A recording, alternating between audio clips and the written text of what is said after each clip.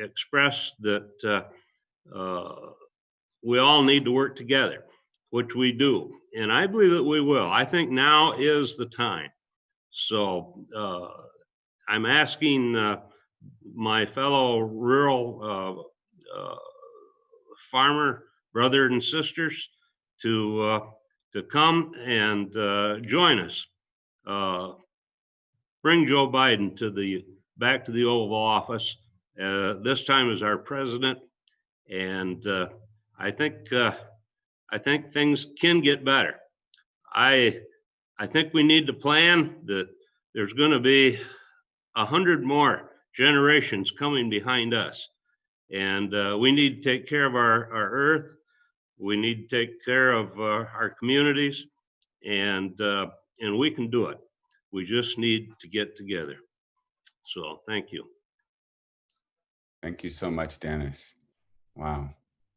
Our next speaker is from my home state of Indiana. And unlike Mike Pence, this is a Hoosier I'm really proud of. I want to welcome Hannah Milano of Hoosier Action. Welcome, Hannah. Hi, I'm Hannah. I'm from Madison, Indiana, which is a small town on the Ohio River. I want to tell you all a little bit about my father. He was a very charismatic person. He was always smiling and always friendly, but he always struggled with drugs. For the past 15 years of his life, my father was mostly homeless. I remember in high school, my mom and stepfather allowed him to crash on our couch during winter because they thought he'd die outside overnight. My father did not have health insurance or access to mental health services. So when he got a bad cough this past May, he did not go to the ER. One night he walked outside, laid down on a picnic table in the trailer park. He died that night on the picnic table alone and with no dignity. He was a good person and he didn't deserve to die like that. My dad's story in his life does not end with his death. My family has lived paycheck to paycheck my entire life. Not even just paycheck to paycheck, because I remember my mom having to take out payday loans to get us through. And to this day, my family still has debt that causes anxiety and fear about our future. And now my sister fights a daily struggle against the addiction that killed our father. My family deserves more. Better wages, healthcare, and mental health services. Thousands of white, Black, Indigenous, and people of color Hoosier families just like ours are struggling in rural and small town Indiana, while at the same time, the super rich and the big corporations are hoarding all the resources. It doesn't have to be this time like this. This is why we have to win this election. We have to stand together to fight for the investment that we need and that we deserve. I'm going to fight every day to create a better state so that no one has to die like my dad did. Thank you. And now I'd like to turn it back to you, Senator Sanders. Well, Hannah, I want to thank all of the panelists because I think everyone had something really important to say. But I want to especially thank Hannah because the story that she just told us about her dad, struggles of her sister, the struggles of her family, those are the struggles of millions and millions of people throughout this country, especially in rural America. And I want everybody to remember, you are not living in a poor, developing country. You are living in the wealthiest country in the history of the world. But you are living, as Hannah indicated, in a nation in which the people on top are doing phenomenally well. Phenomenally well. Never have they done better. More income and wealth inequality today than at any time in the modern history of this country. And yet there are millions of families exactly like Hannah's struggling to put food on the table, to maintain just a semblance of security and dignity. So what this moment in history is about, and what this campaign is about, is not allowing Donald Trump and his friends to divide us up, whether we're white or we're black or we're Latino, whether we're gay, we're straight, whether we were born in America, we're born someplace else, who cares? Our job now is to bring our people together to do what the richest country in the history of the world can in fact do. Yeah, we can join every other major country, guarantee health care to all people as a human right, including mental health. Yeah, we can substantially lower the cost of prescription drugs, so we don't pay 10 times more for insulin than they pay in Canada. Yeah, we can make sure that all of our young people have the opportunity to get a higher education without going deeply in debt. Yeah, we can create millions and millions of good paying jobs, transforming our energy system away from fossil fuel to energy efficiency and sustainable energy, and combat climate change in the process. So with that, let me just thank again everybody who has participated and all of you who are watching.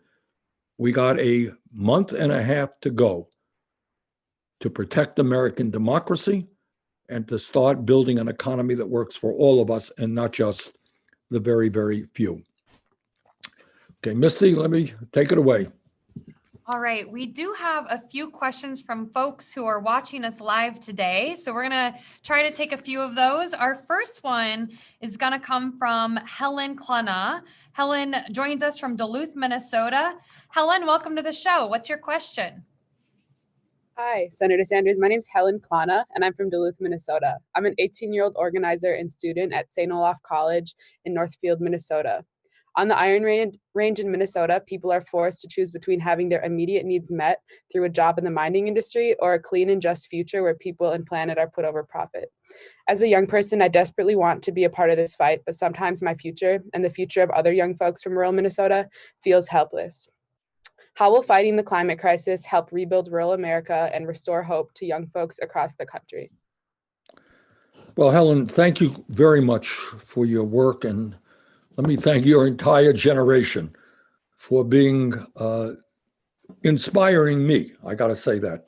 Beautiful, beautiful generation of young people who are standing up to racism and sexism and homophobia and are prepared to take on the fossil fuel industry to save our planet. Now, the bottom line here is this, very briefly. Donald Trump may not know it, but the scientists do. And that we have a very short period of time to transform our energy system away from fossil fuel. The good news is that when we do that, when we invest in energy efficiency and sustainable energies like wind, solar, geothermal, we can create millions of good paying jobs, transforming our energy system, transforming agriculture. And on this issue, I have to say, anyone who has seen what's going on in California, if you've seen El Derecho in Iowa in the Midwest, if you see the terrible, terrible storms and hurricanes and heat waves that are impacting countries all over the world, we don't have a choice. If you want to save this planet for our kids and grandchildren, we have to take on the fossil fuel industry. And the good news is when we do that, when we invest in sustainable energies, we are going to create millions of jobs, which will be important all over America. But by the way, especially important in rural America. So I am a strong believer in a Green New Deal, in investing substantial sums of money. And it's something we've got to do, and will pay back in good paying jobs immediately.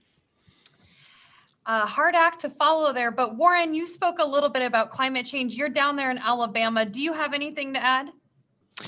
Absolutely. I'm right down the road from Tuskegee, Alabama, where a number of our civil rights icons like Fred Gray Sr. still live. When faced with the existential crisis of their generation, they met it with courage, with fearlessness, and with hope. They were beaten, bloodied, some killed. And now with the existential crisis of this generation, we will honor their work and we'll do the same. because the other option is simply unacceptable. All right, so thank you, Warren. Let's go to our next question. So we have Viviana Rubio joining us from Sturgis, Michigan. Welcome to the show, Viviana. Hi, my name is Viviana.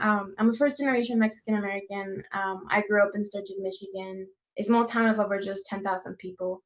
The first election I ever voted in was the 2016 election, and after that day, the election, it felt very surreal to me. I remember feeling disheartened about the outcome. It really made me feel like my vote didn't matter. I remember that day crying in my car. There was a lot of uncertainty about what the next 4 years would look like. I have family members and loved ones who are on DACA, and this put a lot of hardship on them. After the election, I decided to take action, and I became a lot more involved in my community. The type of work that I'm doing gives me hope that I am building a connection with people, helping to build empathy so that we can see each other as human. Rural communities are made up of people of all walks of life, and as immigrants, my family is helping to build small towns like Sturgis. What can be done to bring people together, to stop fighting each other and make sure that we focus on people who are really responsible for poverty and suffering in our communities? How can we help people understand the importance of building a multiracial movement in rural areas and small towns like where I grew up?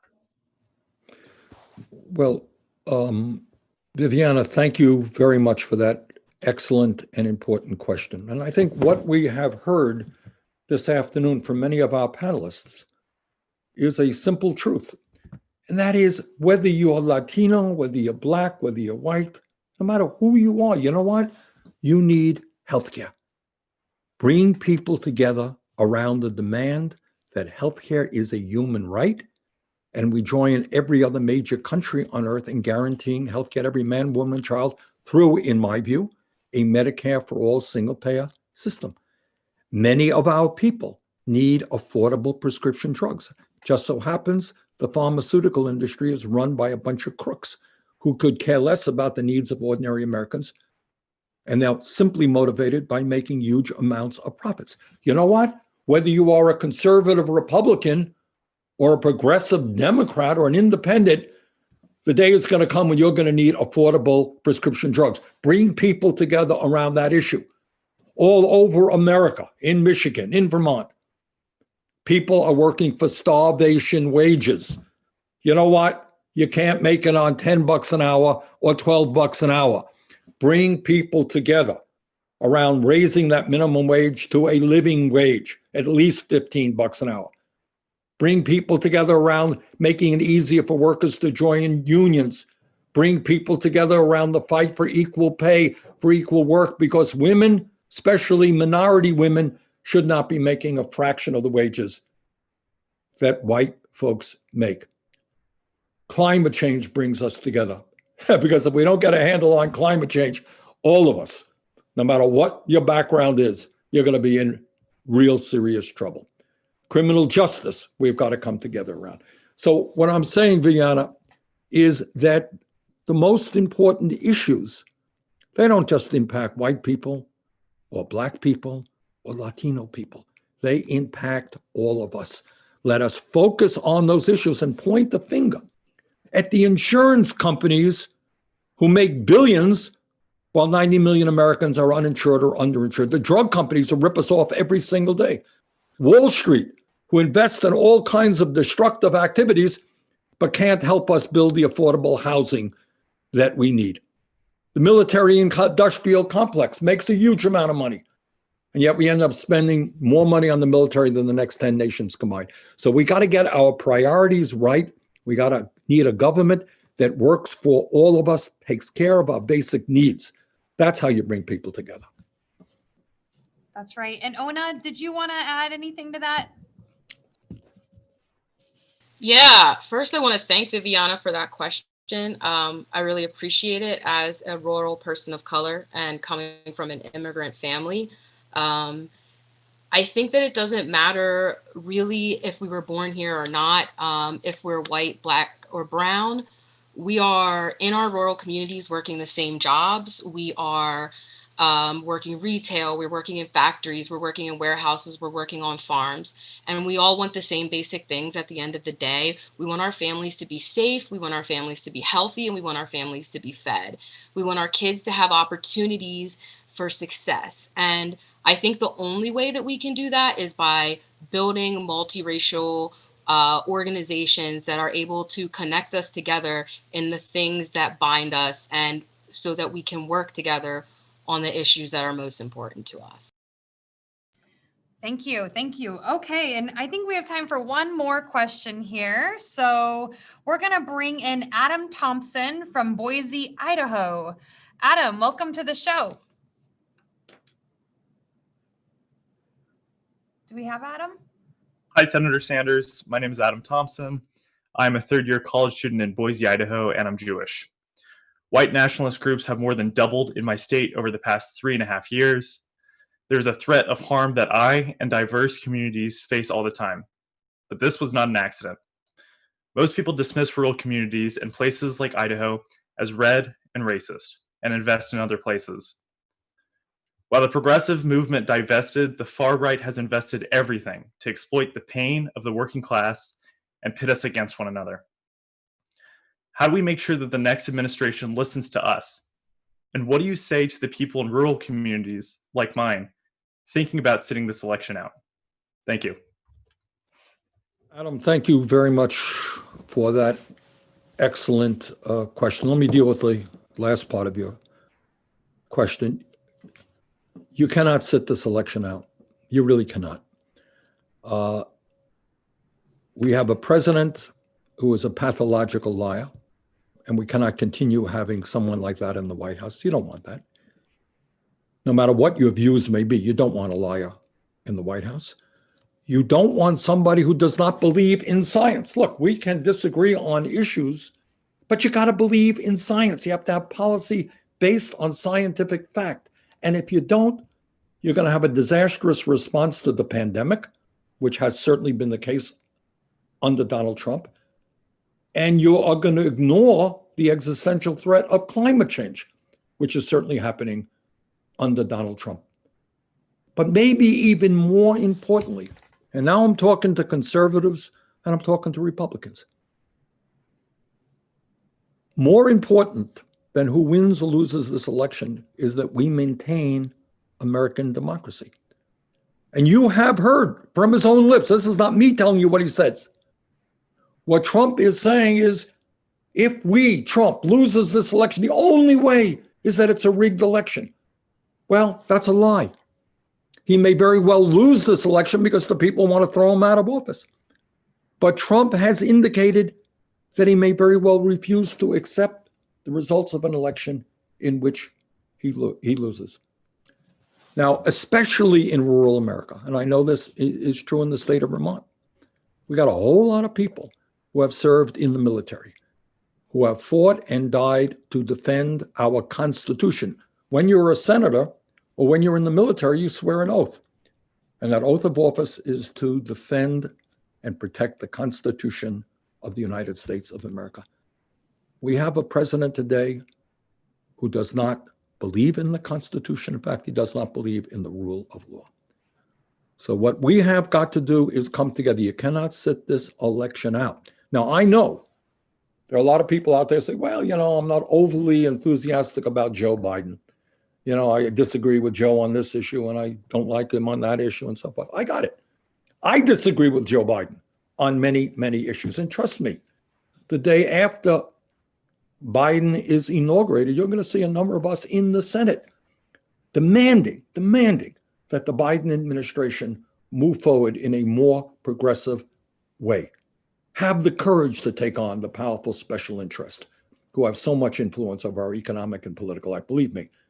But right now, we can quibble about Biden's position on this issue or that issue. And by the way, if you read his positions, they're not Bernie Sanders' positions, but they're fairly strong. They'll improve life for a whole lot of people in a lot of ways.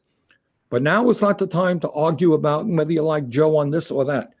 Now is the time, A, to come together to defeat Trump, and after Biden is elected. And this gets to the other point that Adam raised.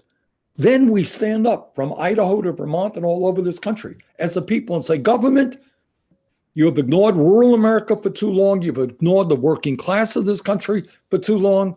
You've catered to the rich and the powerful. Hey, you're going to listen to us, and we're going to stand up and fight for that. So let's go forward together. And the message today, you live in rural America, you live in urban America. You're white, you're black, you're brown, whatever you may be. In the next 38 days, we've got to do everything that we can to defeat the most dangerous president in American history, elect Joe Biden. And after Biden is elected, we're going to continue aggressively to make sure that we have a government that works for all of us. Thank you all very much. Thank you, Senator. Really quick before we wrap our Q&A, I wanted to just hear from you, Shug and Pat. You guys had a really great story about coming together. Do you guys have something to add to that before we move into the closing our program? Yeah, thank you, Misty. And thank you, Adam. Thank you, Senator Sanders. Here locally in Alamance County, we've built some sort of infamy at the state and national level. We've continued our debate over the presence of a Confederate monument here in our county seat. And unfortunately, just educating people about the vile history behind it has only gone so far to win hearts and minds. But what we have done is use sustained protests in the city of Graham that actually ended up forcing a major corporation to make a statement that actually really applied pressure to the county commissioners. So really what happened was the protests helped us to, build networks of engaged community members and raise the issue to a point where, the sheriff, who you might have heard in the song by Joe Troop earlier, he couldn't just make a couple arrests and call it a day. So I think the lesson that we take from that is that our power as progressive actors extends past just, our civil duty of voting, which we do have to do. But so our participation drives the electoral process, but our everyday participation is what drives the economy. And so we have a lot of tools that we can hold our elected officials accountable with. So I've seen really beautiful mutual aid work around COVID. I've seen people helping the unhoused. I've seen strikes. I've seen boycotts. I've seen protests. Those all raise the temperature. Those raise the pressure that we need. But really the first step of creating that lasting change is electing representatives who don't take white supremacy as, for granted, as their basis, their ground zero. What we have to do is, it's easy to feel forgotten right now, but local organizing around specific issues that affect every one of us, that's how we protect our most vulnerable community members when we have a hostile administration. But, that's how we cement and push for transformative change when we have a friendly administration. Thank you. All right. Thank you, Pat. Thank you for those questions. And I just want to thank all the panelists and everybody tuning in. Thank you for those powerful testimonies. We've heard about what's happening in rural America. We know we've got to fight for rural America, and we have to win this election. So, George, what can folks do who are watching right now, who are committed to helping us to defeat Donald Trump and continue to fight for rural America? Thanks, Misty. We've got 3 calls to action. So first, we ask everybody, if you haven't registered to vote and have your plan to vote. As we learned in 2016, every vote's going to matter. And you can do that really simply right now by just going to vote.org. It's that simple. Second, if you're kind of inspired by what you heard today, you can tune into the beautiful organizing happening in the exact communities that so many people have written off. You can do that by subscribing to see each other, or just go to peoplesaction.org/podcast. And finally, we're asking people to sign up for a Deep Canvas phone bank with People's Action. This program has proven to be wildly effective at helping people change their views on issues, but also on who they're going to vote for. Just one example, 8.5% of independent women voters we talked to through Deep Canvassing who plan to vote for Donald Trump are now planning to vote for Biden-Harris. This from one 15-minute conversation. So now I want to hand it over to Maria Elena Fournier of Michigan People's Campaign. Maria Elena has deep canvassed in rural Michigan on immigration. She's been big on the phones in this election. I think you'd be hard pressed to find somebody who's had more of these deep canvas conversations. Maria Elena. Yeah, thank you, George. Hello, everybody. My name is Maria Elena, and the stakes for us in this election are really high. This election is literally about life or death for me and my community. I originally am from Puerto Rico, and I lost both of my parents to a lack of healthcare and resources in our community before I even turned 15. My mom to cancer, my father to Alzheimer's. And now me and my brothers are facing the same death sentence a decade later simply for being poor, working class with pre-existing conditions. And this isn't fair. when I started making these calls, I cannot lie, I was skeptical, but these conversations ended up changing my life and the lives of those I spoke to on the phone. We shared stories and experiences none of us could have ever imagined sharing with a stranger. Everyone, no matter what their political affiliation was, they were happy, and many were in tears, including myself plenty of times, for having a chance to have their voice heard. Through sharing our experiences with one another, folks felt validated and understood, and this really helped remind them of their stake in this election. At the beginning of our conversation, a lot of them would tell me one person can't make a difference, but towards the end, they all agreed we cannot do this alone and that their vote matters. We cannot have a revolution or even something close to reform if we cannot talk to our neighbors. We need all of you to win this election. Our lives literally depend on it.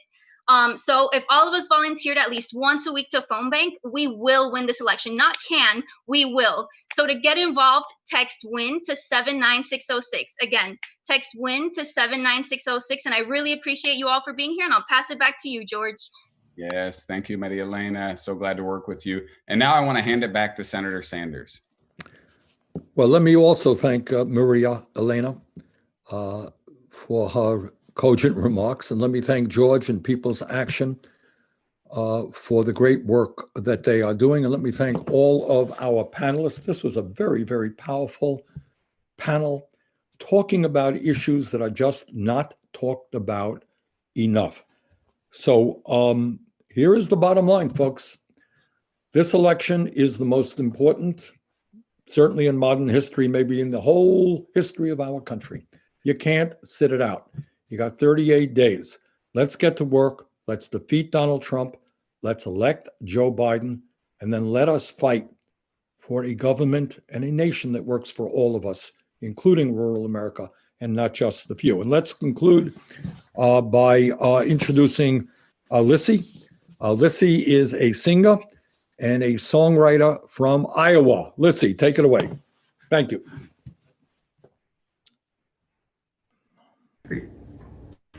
Hi, my name is Lissy. I live here in northeastern Iowa, out in the country. I'm glad you were all gathered to discuss rural issues. I have been a huge supporter of Senator Sanders for many years. I was a precinct captain for him here and caucused for him as well.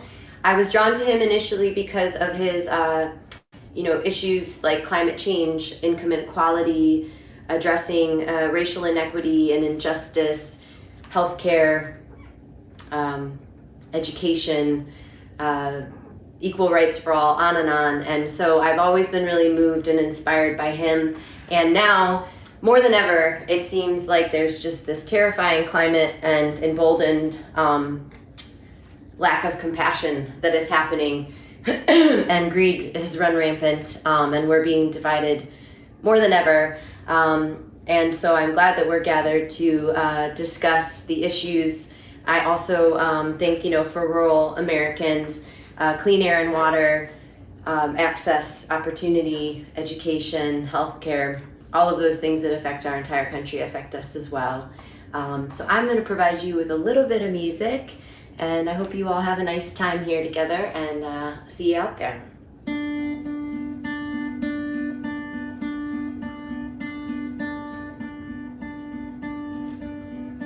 And I'll fall on my knees.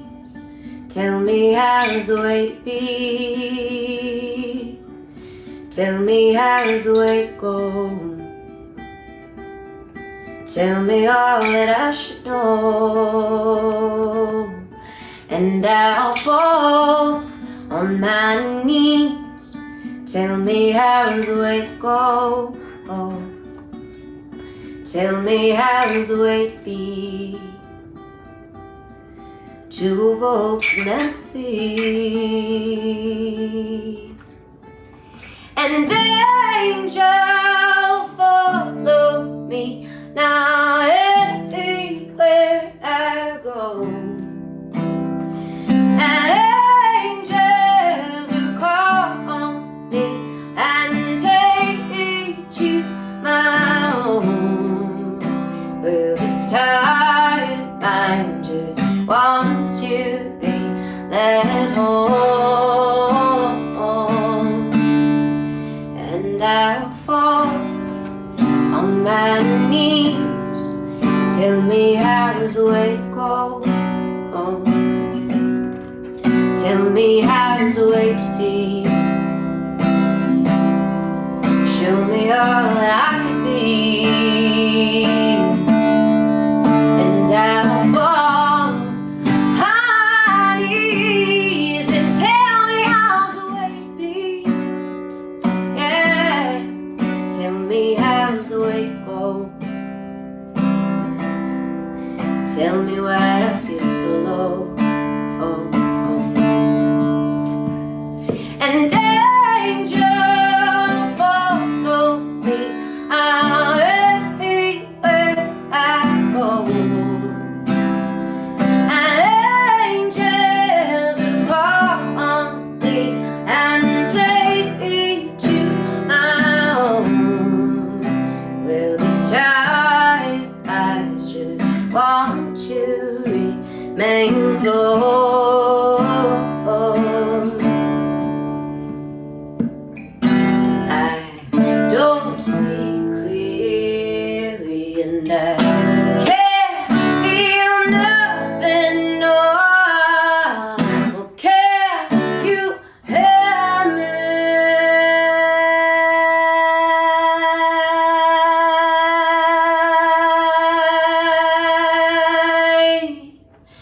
And I fall on my knees, and angels follow me out everywhere I go. And angels will call on me and take me to my home. And angels will follow me out everywhere I go. And angels will call on me